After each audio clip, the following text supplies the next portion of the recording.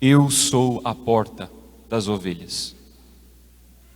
São João, no seu evangelho, por diversas vezes, nosso Senhor diz estas palavras: eu sou a videira, eu sou a porta, eu sou o caminho, eu sou a verdade, eu sou a vida, eu sou o pão da vida. Eu sou significa que Ele é Deus. O tetragrama sagrado do Antigo Testamento, Yahvé, eu sou aquele que sou. Nosso Senhor se identifica com a porta, justamente porque a porta é o lugar da passagem entre dois lugares. Sem a porta, nós não podemos entrar nos lugares. Sem a porta, o acesso ao recinto seguinte se torna impossível. Por isso, que olhando para a Sagrada Escritura, nós percebemos que no Antigo Testamento, quando Deus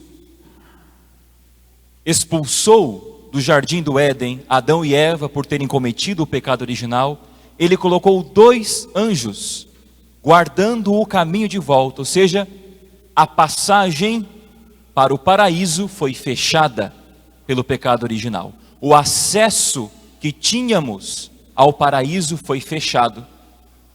Esses 2 anjos foram colocados com espadas flamejantes, guardando o caminho de volta. Mas Deus se encarna, vem a este mundo por uma porta, a Virgem Maria. Pelo ventre de Nossa Senhora, Jesus vem a este mundo, por isso atribuímos à Virgem Maria o título de porta do céu.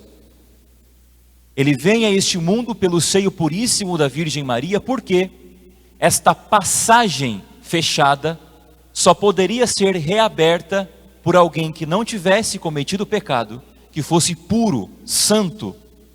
A humanidade não teria força para romper os vínculos da morte e vencer o pecado. Por isso o Senhor vem a este mundo através da porta do céu, vive entre nós e passa deste mundo, pela morte, para o Pai. Por isso que, no primeiro domingo da Páscoa, pela manhã, nós ouvimos o Evangelho, que dizia que Maria encontrou a pedra do túmulo rolada, ou seja, a porta, o acesso do túmulo estava rolado. Porque agora a salvação foi possível. Jesus rolou a pedra, abriu pela sua Páscoa a passagem fechada à humanidade, e não só abriu a passagem, como inseriu a humanidade no reino dos céus. Por isso, meus irmãos, Maria encontra mais um anjo na porta do túmulo.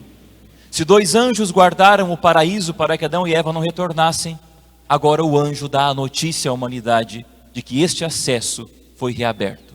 A pedra foi removida, o Senhor nos salvou. Por isso, quando Jesus atribui a si como porta, Ele está dizendo que primeiro Ele é a salvação.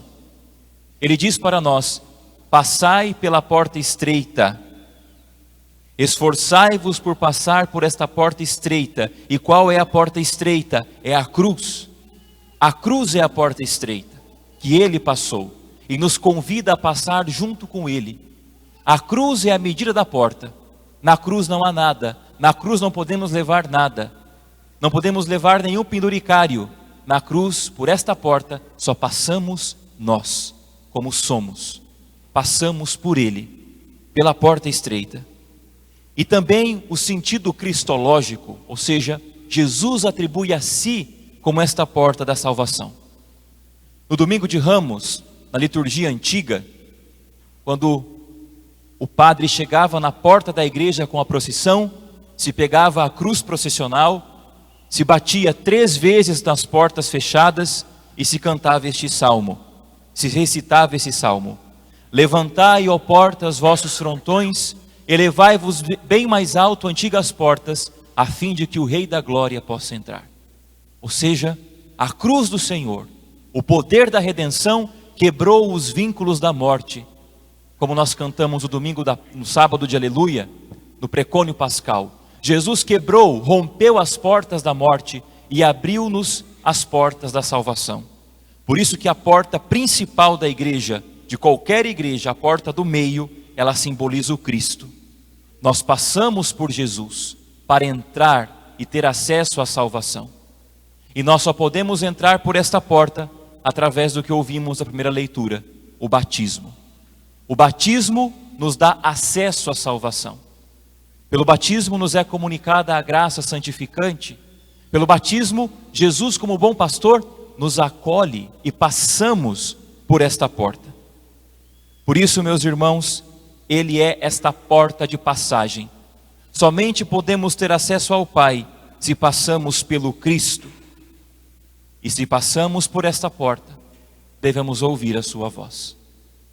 As ovelhas foram congregadas a passar por esta porta, foram salvas.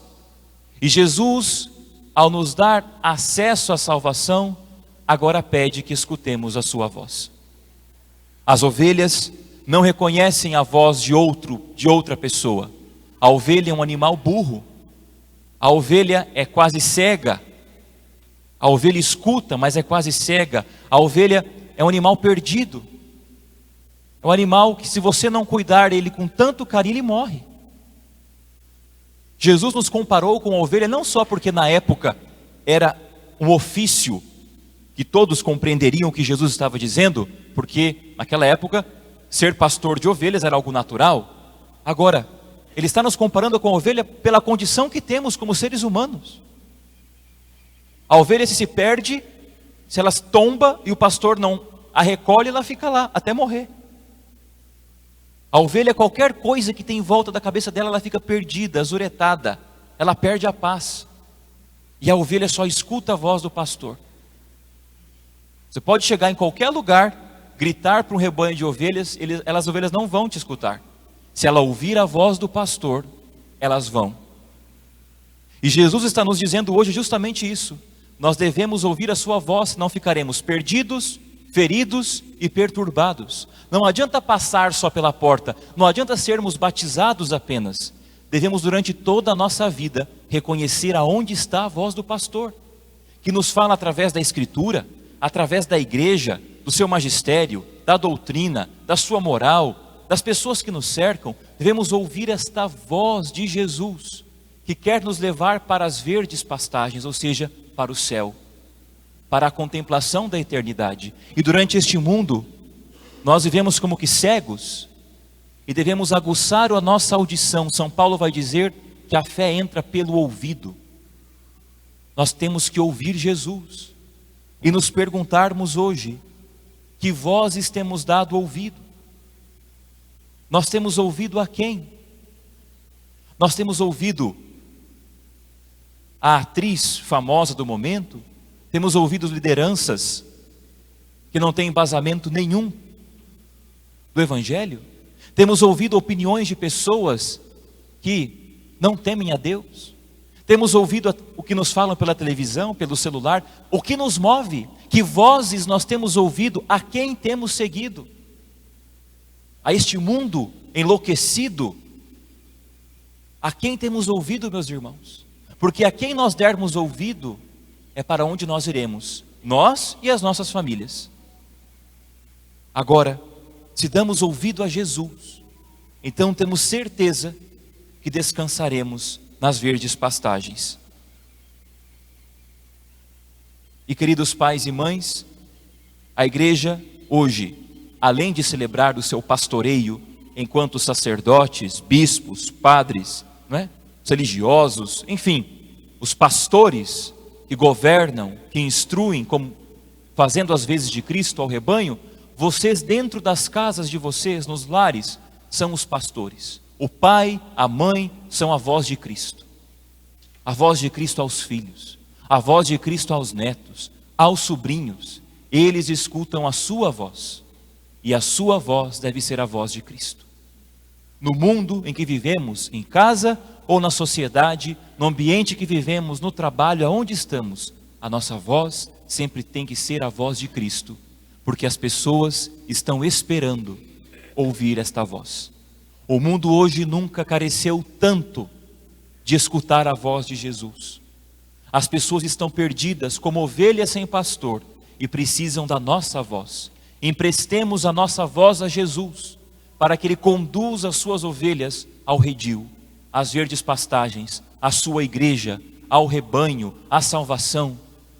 Meus irmãos e irmãs, Jesus conta conosco. Não vamos colocar este peso nas costas do padre apenas, dos bispos e do papa. Todos somos pastores, em maior e menor grau, segundo a sua vocação, segundo a sua dignidade. Mas todos nós somos pastores, porque somos batizados. Somos sacerdotes, profetas e reis, e devemos emprestar a nossa voz a Jesus, para que o mundo que está perdido escute a sua voz e retorne para a sua casa, que é a igreja. Peçamos a Nossa Senhora, ela que é a divina pastora, que Nossa Senhora nos auxilie a levarmos ao rebanho ao seu Filho Jesus. Louvado seja nosso Senhor Jesus Cristo. Para sempre seja louvado. Façamos um instante de silêncio e meditemos esta palavra que acabamos de ouvir.